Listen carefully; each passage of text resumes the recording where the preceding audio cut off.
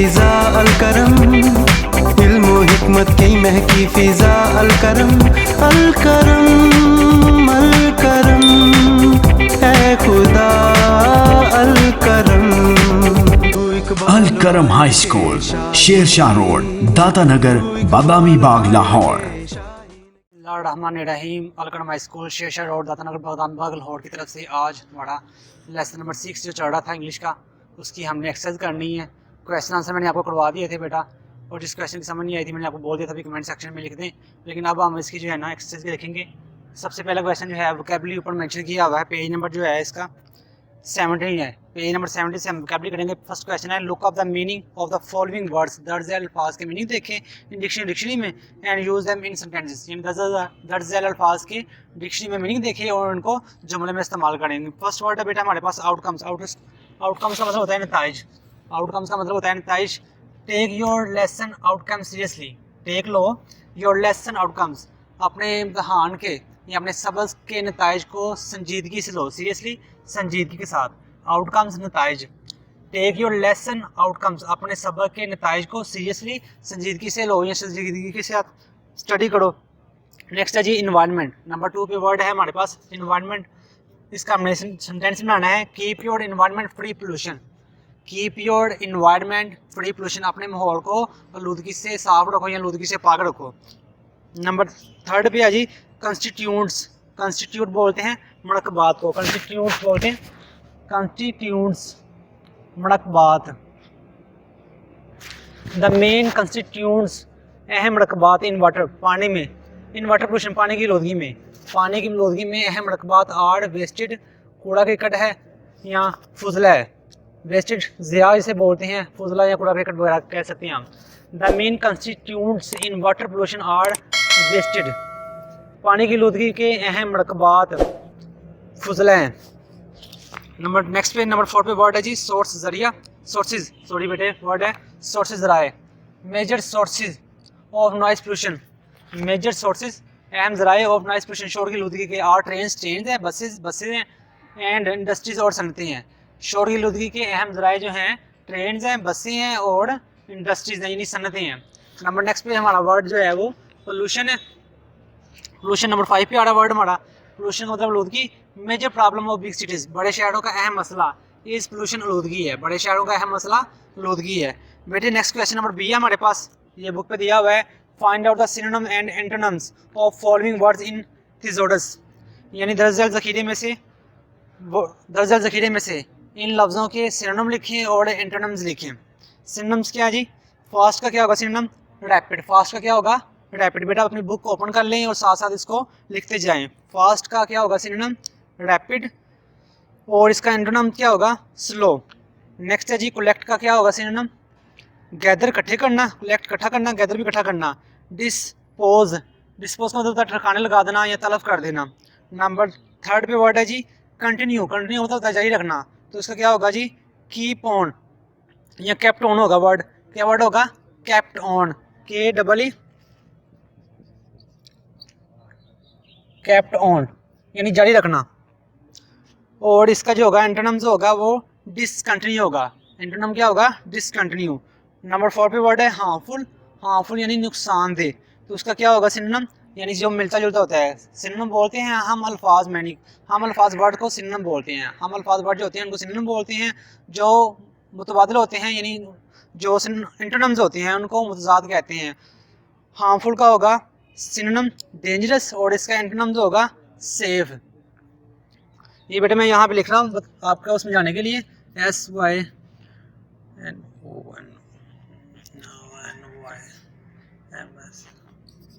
Synonyms बोलते हैं हम अल्फाज, हम अल्फाज। और जो होते हैं एंटोनिम्स वो मुतजाद होते हैं यानी कि उल्ट होते हैं। क्वेश्चन नंबर वाई में हमने क्वेश्चन नंबर 1 यानी कि जिसे दिया हुआ है rating for comprehension, answer the following question. ये आंसर द फॉलोइंग क्वेश्चन हमने कर लिए थे। मेरे नेक्स्ट पेज पे आ जाए 71 पे। टिक द करेक्ट ऑप्शन है, tick the correct option. First option है the main causes of pollution are, आलूदगी की अहम वजूहत जो हैं। नंबर 1 पे है huge industrial installation. Number B पे है introduction of faster modes of transport. Number 3 पे spreading of large crowded city. Number 4 पे all of the above. All of the above जो होगा हमारा ठीक ऑप्शन होगा, ऑल ऑफ द पर निशान लगाएंगे। नंबर 2 पे है जी smoke containing poisonous gases in the is the cause of air pollution. Smoke धुआं कंटेनिंग मुश्तमिल होता है, पॉइजनस गैसेस जहरीली गैसों पे धुआं मुश्तमिल होता है, is the cause of air pollution जो हवाई आलूदगी की वजह बनता है। फर्स्ट ए ऑप्शन जो है वही करेक्ट है। नंबर 3 पे आ जाए sewage is the major source of sewage, यानी सीवेज का जो पानी होता है is the major source of water pollution आएगा। नंबर सी ऑप्शन है इसकी करेक्ट, सी में निशान लगाएंगे। नंबर 4 पे आ जाए नॉइस इज यूजुअली डिफाइंड, शोर को आमतौर पे बयान किया जाता है, इसकी ऑप्शन क्या होगी? नंबर ए पे एनी साउंड, नंबर बी पे एनी वॉइस, नंबर सी पे any wanted sound, number D पे जो है एनी अनवांटेड साउंड। तो क्या होगा नॉइस का? एनी अनवांटेड साउंड, ऐसी आवाज़ जिसको आप लाइक नहीं करते, जिसको आप सुनना नहीं चाहते। नंबर 5 पे आ जाए the major source of noise pollution is, major source बड़ा जरिया ऑफ नॉइस पोल्यूशन, शोर की आलूदगी का बड़ा जरिया क्या है? स्मोक है, सीवेज है, वर्कशॉप्स है, गैसेज है। तो इसका बेटे सी ऑप्शन है वर्कशॉप्स। नंबर पेज 72 पे आ जाए, ऊपर दिया जी match the column, column A को कॉलम बी से मिलाएं। तो लाउड म्यूज़िक को हम कॉलम बी में बी ऑप्शन मिलाएंगे, सेकंड नंबर पे जो दिया हुआ है नॉइस पोल्यूशन उससे मिलाएंगे। ए कॉलम का फर्स्ट और बी कॉलम का सेकंड जो है लाउड म्यूज़िक को हम मिलाएंगे नॉइस पोल्यूशन के साथ। बेटा ये देख लें, लाउड म्यूज़िक को हम नॉइस पोल्यूशन के साथ मिलाएंगे। नंबर नीचे आ जाएंगे सीवेज पोर्ड इन रिवर्स, सीवेज यानी सीवेज का पानी पोर्ड बहा दिया जाता है इन रिवर्स दरियाओं में।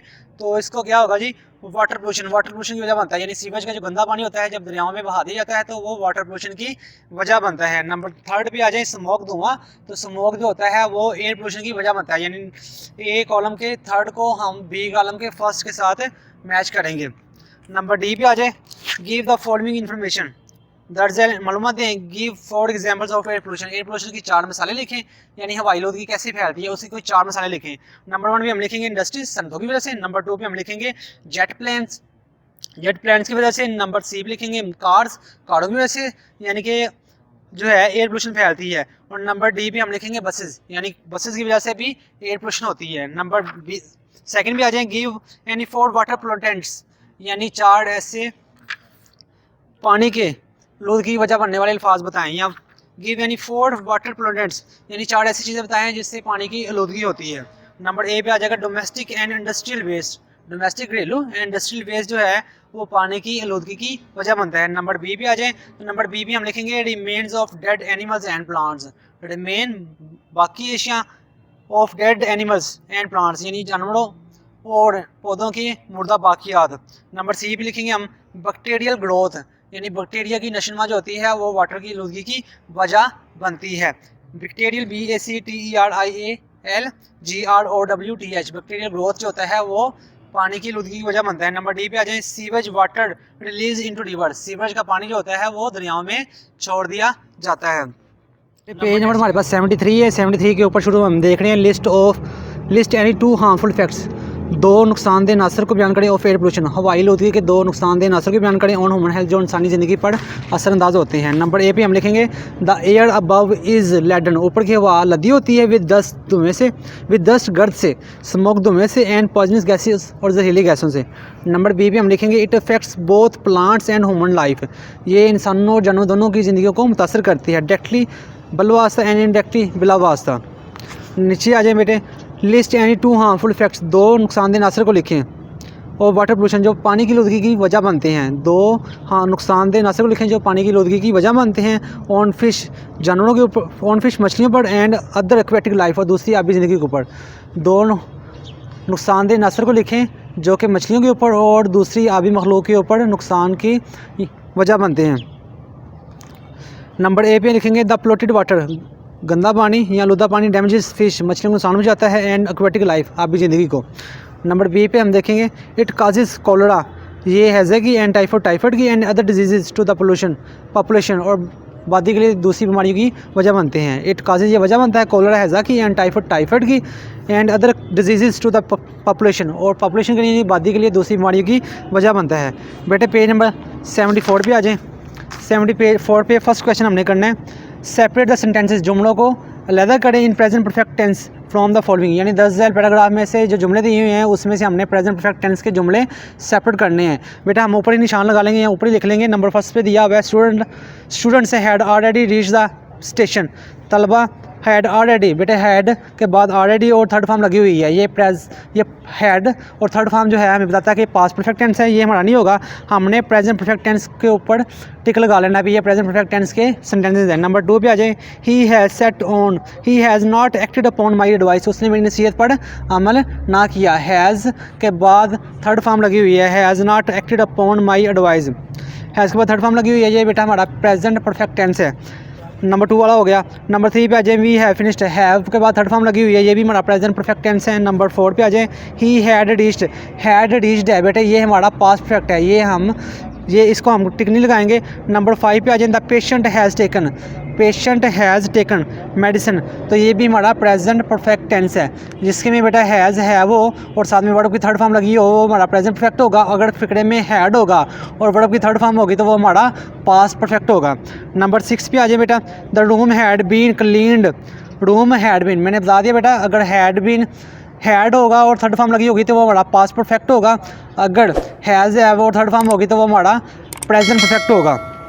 नंबर 7 पे आ जाता है, रेनी सीजन है सेट इन, रेनी सीजन बारिशों का मौसम है सेट इन शुरू हो चुका है, हैज़ के बाद थर्ड फॉर्म लगी हुई है, ये हमारा प्रेजेंट परफेक्ट टेंस है। नंबर 8 पे आ जाता है, सन हैड सेट, सन के बाद हैड आ गया, थर्ड फॉर्म आ गई है बेटे, ये हमारा पास्ट परफेक्ट टेंस है। जिस फिक्रे में हैज़ या हैव के बाद थर्ड फॉर्म लगी हुई है वो हमारे प्रेजेंट परफेक्ट टेंसेज हैं, उनको हम टिक लगा लेंगे कि ये हमारे प्रेजेंट परफेक्ट टेंस हैं, और जिसमें हैड के बाद वर्ड की थर्ड फॉर्म आ रही है वो हमारा पास्ट परफेक्ट टेंस है। बेटे ये था हमारा इंग्लिश ए का काम, और इसके साथ ही हम इंग्लिश बी का काम देखेंगे। हमारी एप्लीकेशन चल रही थी, हमने 2 एप्लीकेशन कर दी थी already, application for urgent piece of work कर ली थी हमने, और application for the cleanliness of our मोहल्ले की सफाई के लिए हमने एप्लीकेशन कर दी थी। बेटा ये सिलेबस जो सेकंड टर्म का हमारा सिलेबस चल रहा है इसमें हमारी लास्ट एप्लीकेशन है। एप्लीकेशन क्या है जी, write an application to your principal, अपने प्रिंसिपल को एप्लीकेशन लिखें for change of your section, अपने सेक्शन को तब्दील करने के लिए अपने प्रिंसिपल को दरख्वास्त लिखनी है। बेटे पैटर्न मैंने बताया हुआ, पैटर्न सेम ही है इसका हमारा, हम वैसे का वैसे ही लिखेंगे। द प्रिंसिपल आएगा, प्री बड़ा आएगा, उसके बाद प्रिंसिपल के लास्ट पे कॉमा आएगा, उसके बाद अलकड़म हाई स्कूल आएगा, सेम वैसे का वैसे ही अलकड़म हाई कैच बढ़ाएगा, स्कूल के बाद कॉमा लगा देंगे हम, लाहौर के बाद फुल स्टॉप लगा देंगे, सर के बाद बेटा कॉमा लगा देंगे। उसके बाद सेम एप्लीकेशन हमारी जैसे भी होगी, उसके आगे हम करेंगे रिस्पेक्टफुली, बड़े एहतराम से या अदब से। इट इज़ स्टेटेड दैट, ये बयान किया जाता है, मोस्ट ऑफ आवर फ्रेंड्स, मेरे ज़्यादातर दोस्त are in class 7th A, class 7th A में है, मेरे ज़्यादातर दोस्त जो हैं 7th क्लास A सेक्शन में पढ़ते हैं। My father has allowed me to change my section, मेरे अब्बा जान ने मुझे सेक्शन तब्दील करने की इजाज़त दे दी है। काइंडली, मेहरबानी फरमा के, अलाउ मी, मुझे इजाज़त दे, टू चेंज माई सेक्शन, मेहरबानी फरमा के मुझे सेक्शन चेंज करने की इजाज़त दे। From 7th C to 7th A, मेहरबानी फरमा के मुझे 7th C से 7th A सेक्शन चेंज करने की इजाज़त दें। I shall be very thankful to you for this act of kindness, मैं आपके इस हमदर्दी बड़े अमल का बड़ा ममनून होगा या बड़ा शुक्रगुजार होगा। आई शैल बी वेरी थैंकफुल, बड़ा शुक्रगुजार होगा, टू यू आपका, for this act of kindness, आपके इस शफकत बड़े अमल पर बड़ा शुक्रगुजार होगा। नीचे बेटा सेम वैसे ही लिखेंगे हम, yours obediently, YOURS, yours obediently के बाद कॉमा लगा देंगे, एक्स के बाद फुल स्टॉप, वाई के बाद फुल स्टॉप और जी के बाद फुल स्टॉप आएगा हमारा, और इसके सामने हम बेटा डेट लिख देंगे। डेट का पैटर्न मैंने आपको बताया हुआ है, पहले सबसे पहले जो होगा हमारा मंथ आएगा, उसके बाद तारीख आएगी, उसके बाद जो होगा हमारा सन आएगा। बेटा इस लेक्चर में अगर किसी बच्चे को कोई प्रॉब्लम है तो वो हमें कमेंट सेक्शन में कमेंट कर सकते हैं, और उसका जवाब जो है इंशाल्लाह नेक्स्ट लेक्चर से पहले दे दिया जाएगा। अल्लाह हाफिज़।